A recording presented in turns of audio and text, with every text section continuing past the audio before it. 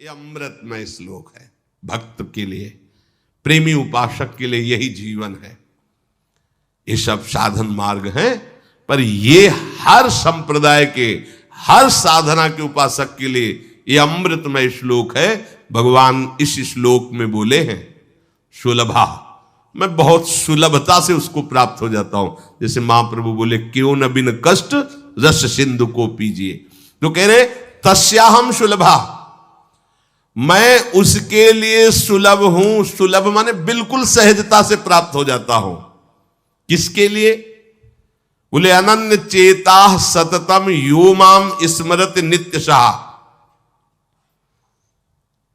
जो मेरा अनन्य चिंतन करता है, नित्य निरंतर चिंतन करता है, बस यही जीवन का लक्ष्य रहा है। गुरु कृपा से बच्चापन में ही गुरुदेव भगवान की बलिहारी यही बात डाल दी थी कि बच्चा निरंतर भजन करने से जो झांकी आती प्रभु, वो में शब्द याद है, झांकी आती, तब जानना चाहिए भजन, एक क्षण भी भजन न छूटे।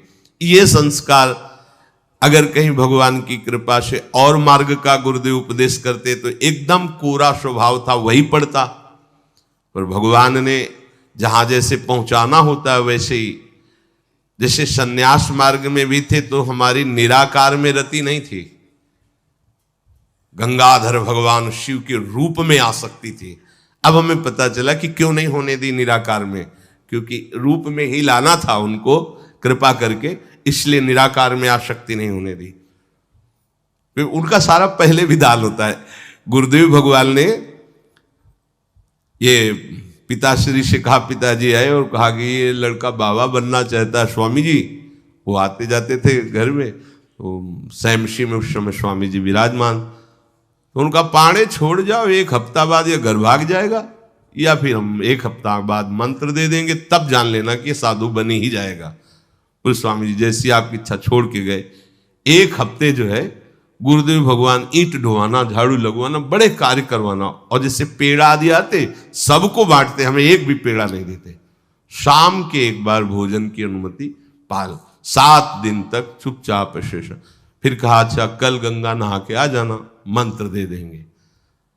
ठीक है, सुबह गए, स्नान करके तो पंचाक्षरी मंत्र दिया, मंत्र दे के कुटिया में गए, फिर उठ के आए, बोले सुनो आओ एक बात कहनी। बैठे, बोले 12 मंत्र भी ले लो।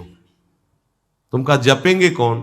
बोले पहले तुम ये जपना, लेकिन ये रखे रहो, आगे काम आएगा। हमारी समझ में नहीं आ रहा था कि मतलब मंत्र 2 क्यों दे रहे हैं। ये पहले से भूमिका तैयार थी वृंदावन की, हमें पता नहीं था। 12 मंत्र भगवान श्री कृष्ण का, पंचाक्षरी मंत्र सबसे पहले दिया। बाद में पता चला कि ये बीज तो गुरुदेव ने ही पहले बो दिया था कि जिस मार्ग से घूम के जाना है। वो कह रहे थे कि बाद में तुम्हें पता चलेगा, वो बाल्यावस्था थी, मेरी मति गति वहां तक पहुंच नहीं रही थी।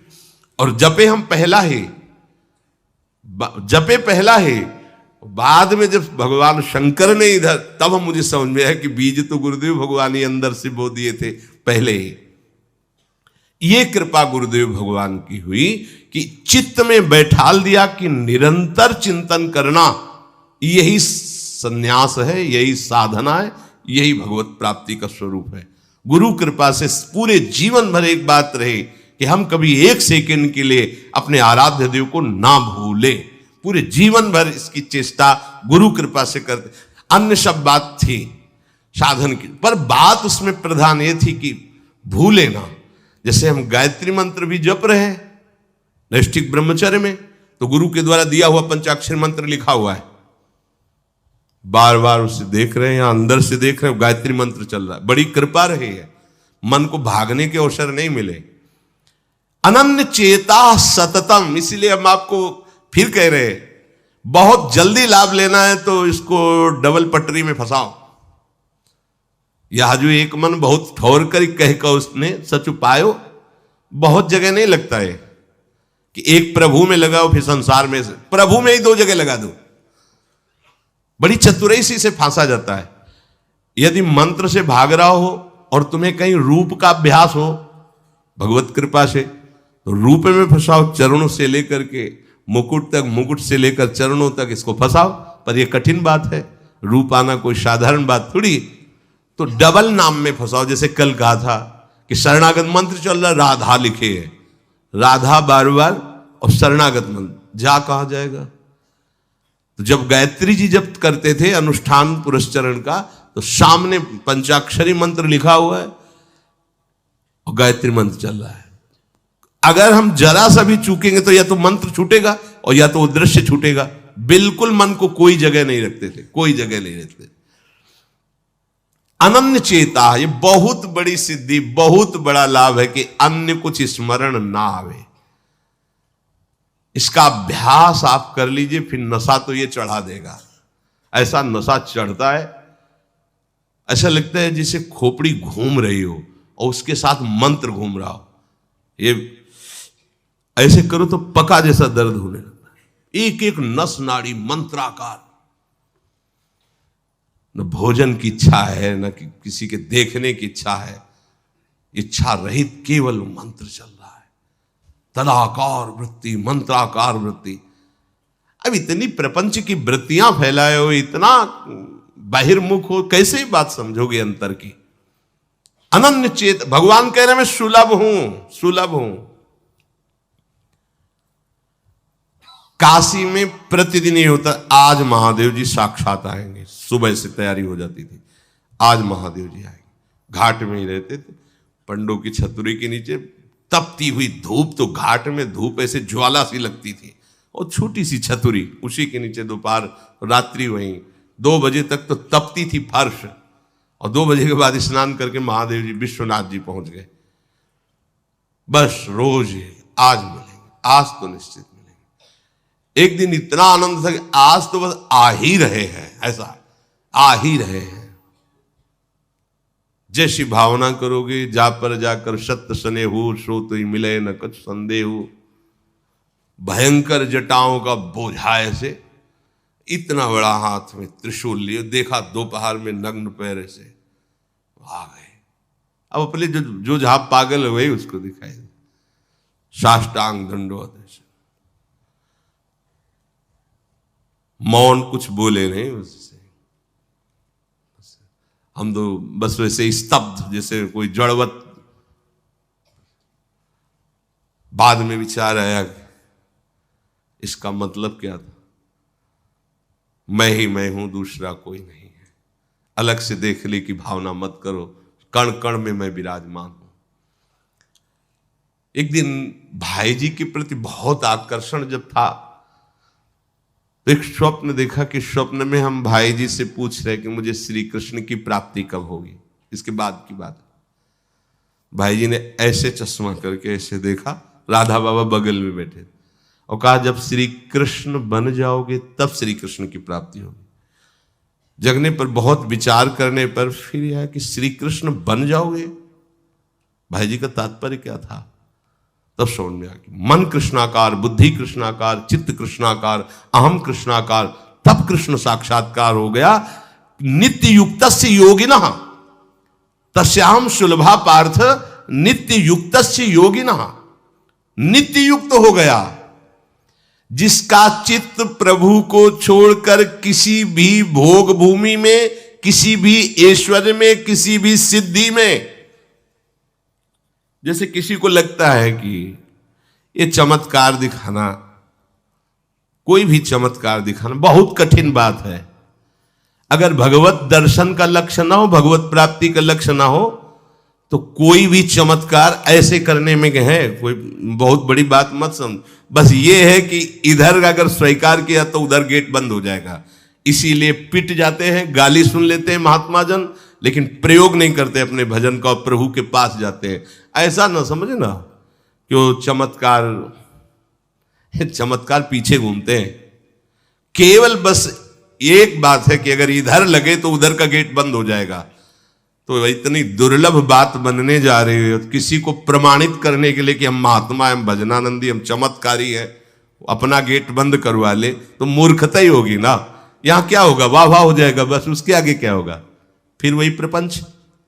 तो ये जो ब्रज के महात्मा है, जो भगवत प्रेमी महात्मा है, जो भगवत प्राप्त करने वाले हैं, इनके अंदर चमत्कार के बाप की सृष्टि होती है। ये चमत्कार बहुत ऊपर होते हैं। ये नहीं सोचना चाहिए कि इनमें भजन होता तो उसने 2 थप्पड़ मारे भस्म कर देते। भजन का जानते हो, भजनानंदी का 2 थप्पड़ मारा है, तुम्हें निश्चित भगवान की प्राप्ति हो, तुम्हारा कभी अमंगल न हो, भगवान तुम्हारे परिवार को भी सुखी रहे और तुम आजीवन स्वस्थ रहकर पवित्र बुद्धि के द्वारा भगवान को प्राप्त। ये महात्माओं का बल होता है। महात्माओं के बल थोड़ी होता है किसी ने गाली दिया, मार दिया, जा भस्म हो जा। ये भस्मासुर थोड़ी होते महात्मा है भाई, भस्म कर दिया, नष्ट नहीं। साधुते हो न कारज, तब भगवान उनके अधीन होते हैं। ये चमत्कार ये न सोचो कि भजन करते होते तो फिर चमत्कार, या ये गाड़ी घोड़ा रुपया पैसा चमत्कार, ये पापियों के पास भी है। ये तो प्रारब्ध का खेल है, प्रारब्ध बदला, ऐसे से ऐसे हो गया, इनका कोई महत्व नहीं है। महत्व है नित्य युक्तस्य योगिनः, तुम्हारा चित्त निरंतर आराध्य देव में युक्त है कि नहीं। किसी भी ऐश्वर्य, किसी भी भूमि, किसी भी पद का कोई भी संबंध, आश्रय, चिंतन नहीं। ये हुआ अनन्य चेता। जैसे पतिव्रता स्त्री का मन केवल पति के ही सुख में निमग्न रहता है, पति का चिंतन, पति की बातें, पति वो उसी में मगन रहती है। पति के सिवाय उसके मन में अन्य किसी पुरुष का राग पूर्वक चिंतन कभी होता ही नहीं। जैसे शिष्य का गुरु के सिवाय कहीं चिंतन नहीं होता।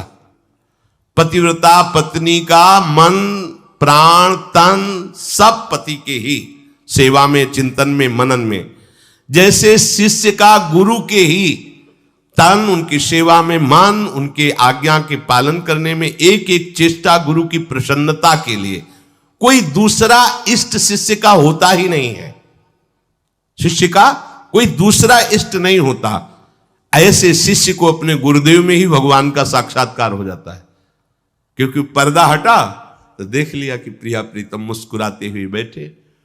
श्री भट्ट देवाचार्य जी के पास जब हरिव्यास देवाचार्य जी आए तो कहा, भगवान हम शिष्य बनना चाहते हैं। तो उनका, तुम्हें हमारी गोद में कुछ दिखाई दे रहा है? तो कहा, ऐसा में कुछ तो नहीं दिखाई दे रहा है। तो उनका, फिर अभी तुम जाओ गिरिराज जी की 12 वर्ष परिक्रमा करो, राधे राधे बोलो 12 वर्ष पर। ऐसा ही किया। 12 वर्ष बाद फिर आए, अब कुछ दिखाई दे रहा है? बोले भगवान कुछ नहीं दिखाई दे रहा। बोले जाओ फिर 12 वर्ष करो। कह रहे कि जो शिष्य है गुरु के सिवा और कोई इष्ट नहीं है, उन्हीं का चिंतन, उन्हीं के आगे, तो वहीं उसको साक्षात्कार हो जाता है। जब 24 वर्ष बाद आज्ञा पालन करके आए तो देखा प्रियालाल गोद में। बोले अब कुछ दिखा है? हाँ। बोले प्रियालाल महाराज जी विराजमान है, आओ। वही महावाणी के रचयिता श्री हरिव्यास देवाचार्य जी गुरु आज्ञा में एक कदम पीछे ने 24 वर्ष गिरिराज जी की परिक्रमा राधे राधे आए नहीं, जब तक आज्ञा पालन नहीं हुई। आज्ञा पालन साक्षात्कार करने के बाद मंत्र दीक्षा दी। आज्ञा पालन का फल भगवत साक्षात्कार। जो अन्य तरफ मन ले जाता है, अन्य तरफ अपना भाव ले जाता है, वो अनन्य चेता नहीं कहलाता है। अनन्य चेता को भगवान सुलभ हो जाते हैं। सततम यो माम स्मरति नित्यशः। सततम का अर्थ होता है जब आप होश में हैं तो आपका मंत्र या नाम चल रहा हो। नींद खुली, आप जप नहीं रहे, आपको ऐसा कि मंत्र जपना, ऐसा नहीं, चल रहा है। तो सोते में भी चल रहा है। जब आप नींद में गए तो आपका मंत्र चल रहा था, आप सुषुप्ति में हो गए पर आपको पता नहीं। जब जगो तो आप देखो चल रहा है कि नहीं चल रहा है। अगर चल रहा है तो चल रहा था, नहीं चल रहा तो फिर सतत नहीं था। उसका कारण आपने सोते समय भजन नहीं किया। यह भी गुरु कृपा से पहले ही सिखा दिया गया था कि जब तक गाढ़ नींद ना आवे तब तक आसन में बैठ के मंत्र जप करो, जब आ जाए तो लेट जाओ, मंत्र का ही चिंतन करते हुए सो। तो वैसे प्राय उपासक जो भजन करते हो अनुभव करते होंगे, जगते ही मंत्र चल रहा है। सैकड़ों बार तो ऐसा अनुभव हुआ कि हम सो ही रहे हैं पर आसन में बैठ गए। जब चेतना आई तो देखा है कि मंत्र चल रहा है, आसन में बैठे हैं। अभ्यास बहुत बड़ा बल सोते, मतलब अभी नींद खुली नहीं, आसन में बैठ गए। बिल्कुल कभी भी जीवन में मतलब 10-5 मिनट का अंतर तो कह सकते हैं, लेकिन ऐसा नहीं कि आधा घंटा 1 घंटा का अंतर कभी जीवन में पड़ा हो। और वो अलार्म कभी जीवन में लगाया नहीं। गंगा किनारे कहाँ अलार्म। अभ्यास बहुत बड़ी ताकत होती, बहुत। आप सोचो, अभ्यास नहीं तो नेत्र खोल के भी निशाना नहीं लगा सकते। अभ्यास है तो शब्द पे गोली मार देगा, आवाज हुई ठीक वही गोली लगेगी। अभ्यास बहुत बड़ी ताकत होती है। अभ्यास इतना भजन का, सततम योमाम स्मृति नित्यशः, बहुत कठिन लग रहा है ये, पर एक बार मन पकड़ लेगा तो बहुत आनंद आएगा। कैसी कैसी आनंद वृत्तियां होती हैं निरंतर भजन करने वालों की। दूसरे की जरूरत नहीं, अपने आप में नाचता है, अपने आप में बातें करता है, अपने आप में हंसता है, अपने आप में खेलता है, उसे किसी और की जरूरत नहीं होती। वो अपने आप, जो आप है ना, वो अपने आप से खेलता है, अपने आप में हंसता है, अपने आप से बातें करता है। जो भगवत प्राप्ति करना चाहता है, जो अध्यात्म की ऐसी ऊंचाई पर पहुंचना चाहता है जहां काम, क्रोध, लोभ, मोह, मद, मत्सर, ईर्ष्या, द्वेष, इनका प्रवेश ही नहीं, इनकी पहुंच ही नहीं है, कितना उस हृदय में आनंद होगा जिसमें कोई कामना नहीं है, कोई द्वंद्व प्रभावित नहीं कर पा रहा। और यही तो प्राप्त करने के लिए हमें मानव देह मिला है। पीछे के पद में भगवान ने भक्त्या युक्तः शब्द का प्रयोग किया था। भक्ति युक्त, भक्ति प्रभु के सिवा अन्य कोई हमारा प्रिय न रह जाए, यह है भक्ति की कसौटी। ज्ञान की कसौटी, आत्मरति के सिवा और कहीं रति न रह जाए। आत्मावान, आत्मरति, आत्म क्रीड़ावान। बात एक ही है, हम श्री कृष्ण बोले, ज्ञानी आत्मा बोले, योगी परमात्मा बोले, भक्त भगवान बोले, वो एक ही बात है। पर अन्य कुछ रह जाना, ना वो ज्ञानी है, ना वो योगी है, और ना वो भक्त है। भक्त्या युक्ता, प्रभु के सिवा अन्य कोई सत्ता नहीं, अन्य कहीं महत्ता नहीं, अन्य कहीं अपनापन नहीं। चाहे वो वस्तु हो या व्यक्ति हो या स्थान हो, चराचर जगत में कहीं भी अपनी प्रियता ना रह जाए, इसी का नाम भक्ति है। कहने को भक्ति सरल लगती है, पर इसीलिए कठिन है कि सब जगह की प्रेम फांसी को काटकर एकमात्र आराध्य देव से प्रेम करना बड़ा कठिन है। बातें बना लेना बड़ा सरल है, पर अपनी ममता को, आसक्ति को समेट पाना बहुत बहुत कठिन है। कोई बिरला साधक ऐसा होता है जो अपने लक्ष्य की तरफ रखता है, भगवान सामने, सदगुरुदेव सामने, पर ये दुष्ट इंद्रियां और मन जगत को ही पाना चाहते हैं, जगत को ही भोगना चाहते हैं, जगत को ही देखना चाहते हैं। कैसी मलिनता। इसलिए भक्त्या युक्तः, बातें केवल कर लेना थोड़ी होता कि हमें भगवत प्राप्ति करनी। भगवत प्राप्ति करनी है तो इसके मूल में सारी बात आ गई कि अब मुझे और कुछ चाह नहीं रखनी, और कोई कामना की पूर्ति नहीं करनी, और किसी से अपनापन नहीं रखना, मुझे प्रभु चाहिए। ये सावधान हो जाइए, आप एकांत में भी भगवान के सामने हैं, आपको हमारे श्यामा श्याम देख रहे हैं। ऐसी भावना से हर समय सजग रहोगे तो पापाचरण बंद हो जाएंगे। पापाचरण बंद होते ही हृदय प्रभु की तरफ भाग पड़ेगा। प्रभु की तरफ भागना क्या है? प्रतिक्षण उनका गाढ़ चिंतन। फिर किसी सुख की तुम्हें आकांक्षा नहीं करनी पड़ेगी। किसी सुख का तुम्हें अभाव नहीं लगेगा। ई परलोक सकल सुख पावत, मेरी सो भैया कृष्ण गुण संचु। तुम्हें मेरी शपथ है, तुम कृष्ण के गुणों का गायन करो, कृष्ण नाम रटो, कृष्ण रूप ध्यान करो। इसका फल होगा प्रियाजू के चरणों में प्रीति। जिसका गोरे चरणार बिंदु से संबंध है, यह परलोक किसी भी सुख की चाह ही नहीं रह जाती। प्रभु करुणा करके कह रहे हैं, वही आचार्य है।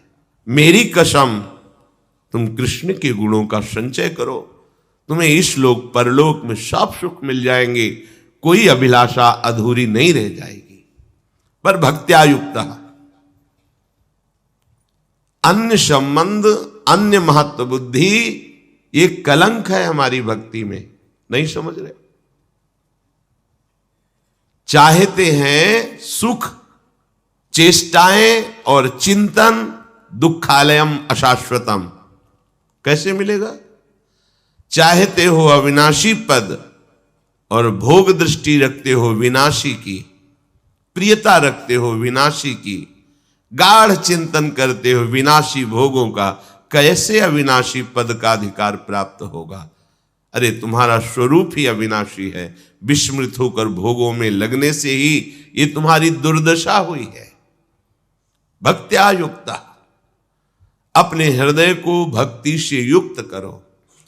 आराध्य देव की शिवा और कहीं चिंतन न जाए। अभ्यास योग युक्तेनो चेतसा नान्यगामिना। स्पष्ट कह रहे हैं प्रभु, परमं पुरुषम दिव्यम याति पार्थान चिंतयेत्।